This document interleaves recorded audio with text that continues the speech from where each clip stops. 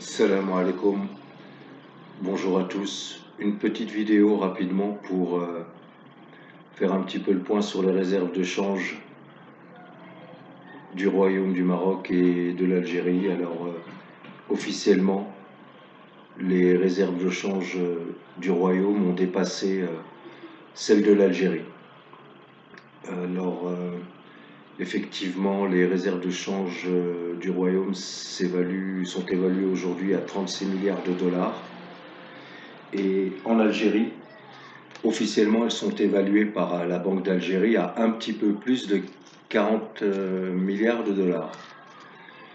Malheureusement pour eux, Ferhat Haitali vient de croquer le morceau en avouant qu'en fait, les réserves de change de l'Algérie s'élèvent à 29 milliards de dollars, moins de 30 milliards de dollars, c'est-à-dire à peine une année d'importation, et encore.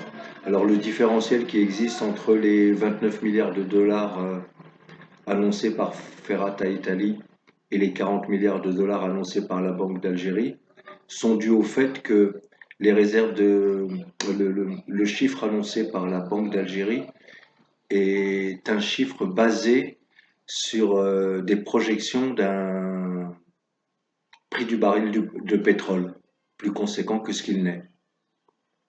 Donc en fait, ils n'ont pas un petit peu plus de 40 milliards de dollars, mais 29 milliards de dollars. Alors pour vous donner un ordre d'idée, il faut savoir qu'en 2014, l'Algérie avait un matelas de devises de 194 milliards de dollars. Oui, oui, 194 milliards de dollars. En 2014, le Royaume du Maroc, lui, disposait d'un matelas de devises de 18 milliards de dollars. Oui, oui, 18 milliards de dollars, soit quasiment et même 10 fois moins que l'Algérie. Donc aujourd'hui, les réserves de change du Royaume ont été multipliées par deux entre 2014 et 2020. Quant aux réserves de l'Algérie, eh bien, elles ont été divisées par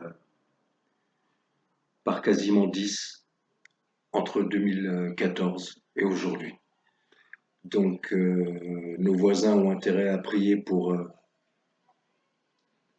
espérer avoir encore de la mayonnaise à partir de l'année prochaine et pour espérer que leur, leur soi-disant allié indéfectible, la Russie, accepte de leur faire crédit pour les achats d'armement. Parce que suite aux dernières acquisitions du Royaume, ces messieurs les généraux sont très inquiets, veulent accéder aux plus grandes technologies de pointe dans le domaine de l'armement russe, mais pour cela, comme ils en ont fait la demande, et comme le rapportent les journaux, ils vont demander des crédits à long terme à la Russie. C'est fini le j'achète sur étagère, je paye cash et je touche des rétrocommissions.